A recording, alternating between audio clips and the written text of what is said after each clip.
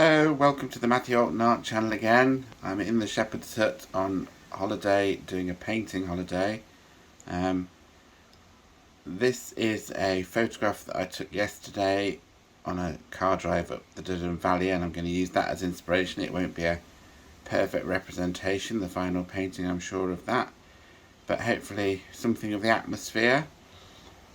I thought I'd show you my setup. I'm going to do this in oil paints. I've been using gouache since I've been here, so today I'm going to try oil painting. I'm going to use these Daler Rowney Graduate oil paints, which I've used for a while. They're really quite good and not too expensive. This is the palette that I've set up. So I've got titanium white on the left there, sap green, viridian hue for the greens, and I don't usually use viridian hue, but there's quite a lot of pine trees in this view, as you've just seen, so I'm thinking that might be quite useful for those pine trees and for those bluer greens. I've got cobalt blue. Again, I usually use ultramarine for my blue when I'm painting, but the Graduate Oils doesn't seem to have that, unless I've just missed it. I might have done. I've got yellow ochre for a warmish yellow, and a tiny bit of lemon yellow, I think it is. Let's just have a look. Yeah, lemon yellow for a cooler yellow. May not use too much of that, I don't know. Just maybe a bit in the foreground. Some raw umber, I think it is. Yeah, burnt umber, sorry. And some primary red. I've also got some low odour thinners in two little pots there, and some liquid medium where the end of the paintbrush is there, which just thins the paint down and makes it go onto the paper easier. I sometimes sort of use that like a water in to just coat the paper before I start painting an area with oil paints. I've set up some Arches Huile paper, which I really like using. It's sort of like a watercolour textured paper, but made for oil paints. It's about A4 size, that, because I've got frames at home of A4 size, ready-made frames, so if it turned out to be successful, I could put it straight into a frame when I get home. Okay, well, the first stage of the process will be to draw out roughly where everything is on the painting, and then I'll start applying the oil paints.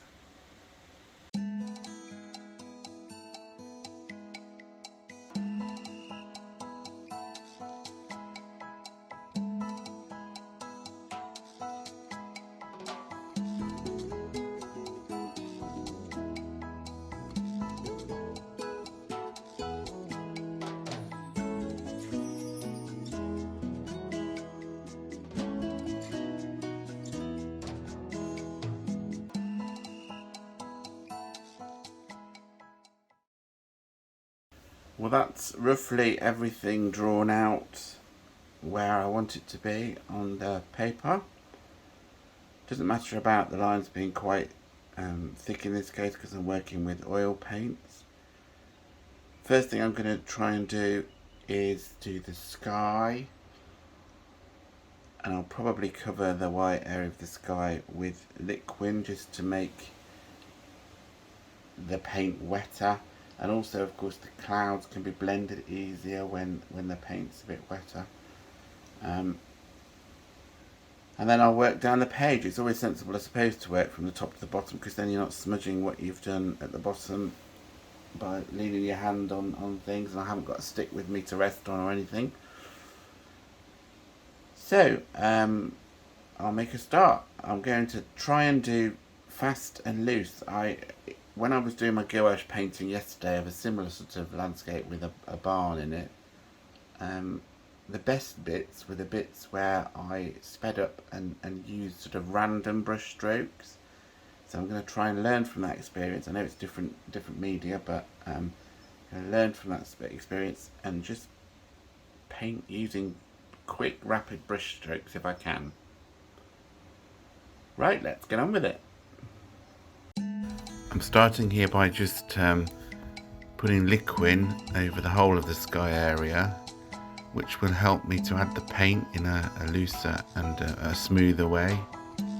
You can see that the liquid's got a slight tint to it, and that's just because I think there was leftover paint in the brush, but it's sort of a reddish brownish tint, which sort of adds to the atmosphere and gives the sky a bit of warmth. You can see I'm just with a large brush here, just adding some grey for the clouds. That's a mixture of ultramarine blue, burnt sienna or burnt umber, and a bit of red. You can see I'm now adding a thicker area of paint, which has got more blue in it for the more dense areas of the clouds.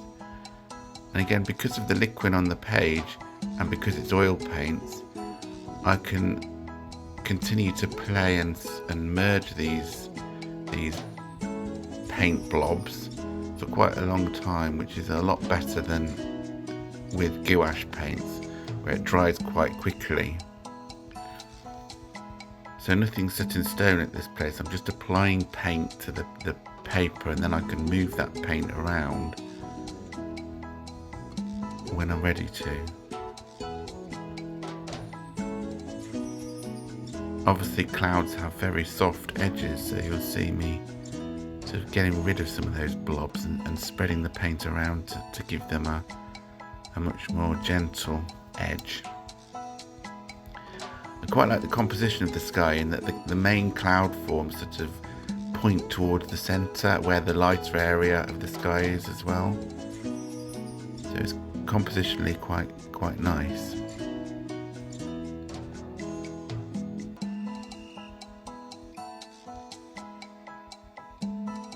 Just darkening up the horizon because the clouds are very dense over the mountains in the distance.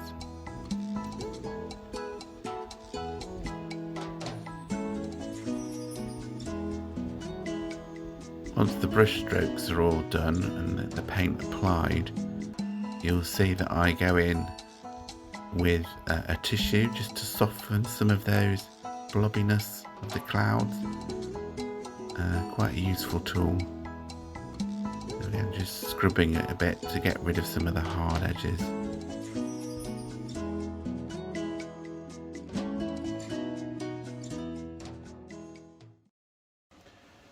Well, that's an approximation of the sky done. Not too bad so far.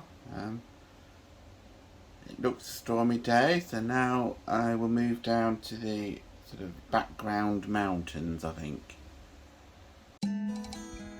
You can see here, as I'm starting to put the middle mountains on, that I'm actually having to scrub the paper quite a lot to get the paint to flow across the paper. And that's because, unlike the sky, which I did a second ago, I didn't add liquid to the paper. So you can see, now I'm using a bigger brush, which has got quite a lot of liquid added to the paint, which sort of does the same effect. But that's why I like to put the liquid on the paper first, because it helps the paper spread. The first coat of the paint is quite absorbent into this particular paper, which is Arches Huile paper, especially made for oil paints. You can see me here trying to put a bit of variation in those distant mountains, because although they're very far back, I want to see some trees on them and crags and those sorts of things, just so a bit of variation. And I'm doing that by adding paint, but also subtracting paint by using a clean brush.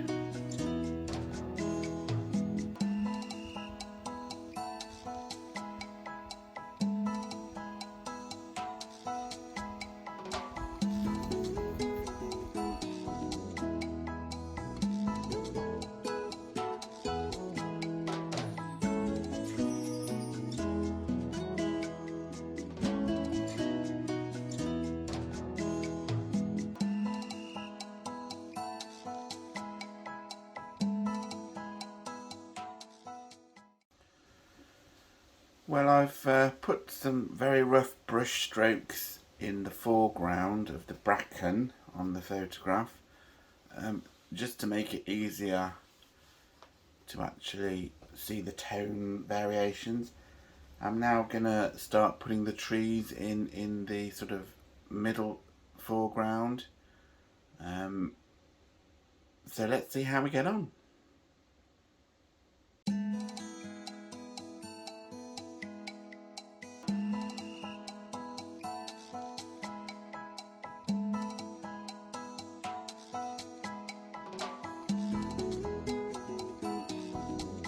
It brings it forward in the landscape. So the sort of far side trees are a bit paler than the shadows of the near side trees that I've added. Just adding a green field in the bottom of the valley there, which is going to be mainly covered by the trees as I add them.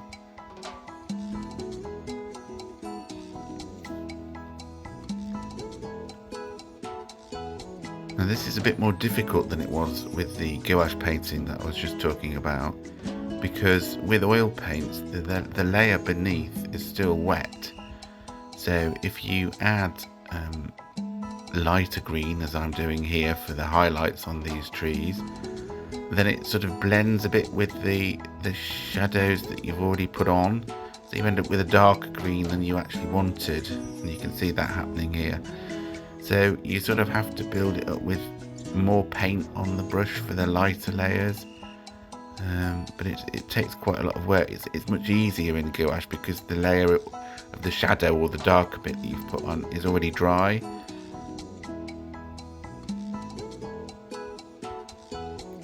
And again, I'm just sort of trying to, with sort of quite random brush strokes, indicate the shape of trees.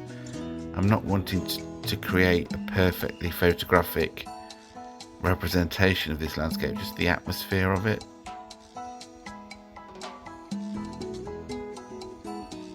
Again, you can see I'm having to put quite a lot of paint on the brush here to get those lights to stand in front of the trees in the background.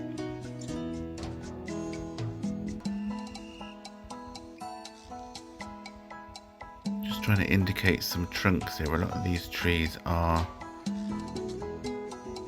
silver birches, so they have light trunks. Not all of them are, but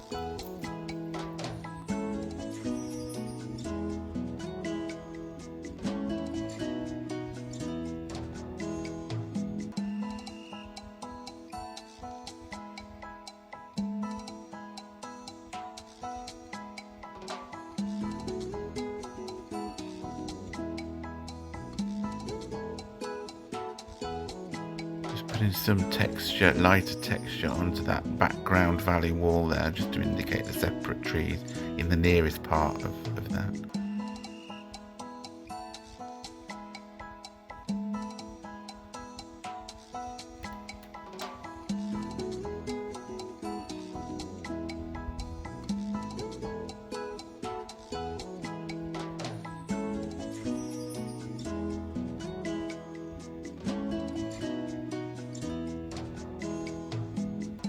They're beginning to get a bit cream cheesy, these trees, I have to say. I think I just about managed to pull it off.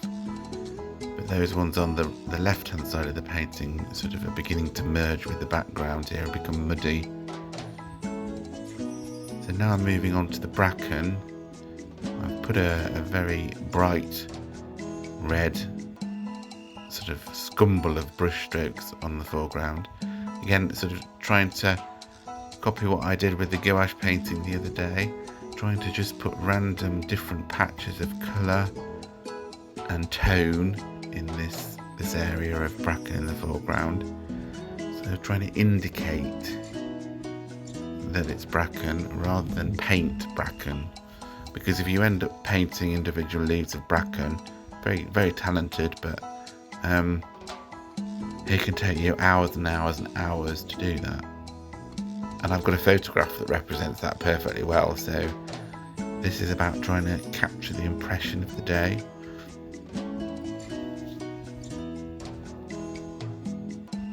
I am trying to indicate some sort of shapes that could be stalks and bushes in the foreground. Just to fool the eye into making up the bracken really. It's not there, but you just need enough to make the brain sort of make the rest up really.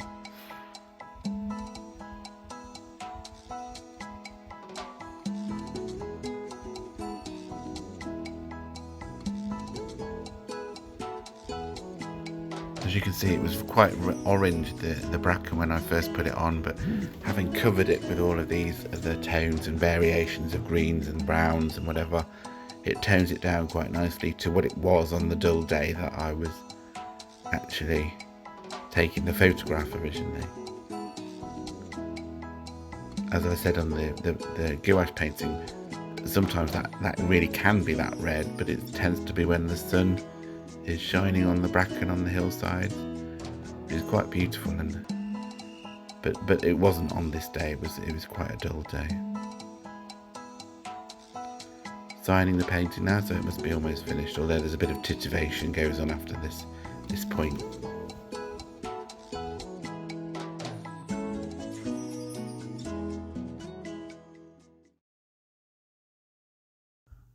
Well, this is the final painting. Overall, I'm quite pleased with it. It's a long time since I've done a larger oil painting. I especially like the clouds. They are very scudding and grey day windy, which is what it was on the day. It's fairly representative of the atmosphere and the scene that I took a photograph of on the way up to Ulpha in the Duddon Valley. The foreground is, again, quite rough and just indicates that there's bracken in the foreground. I hope that you've enjoyed watching how I've created this piece of work. If you have, then do like the video, hit the bell icon and you'll be notified of the others that appear on the channel. And also, if you haven't subscribed yet, do subscribe to the channel. That'll help me grow. Thanks very much then. I look forward to seeing you for the next one. Bye.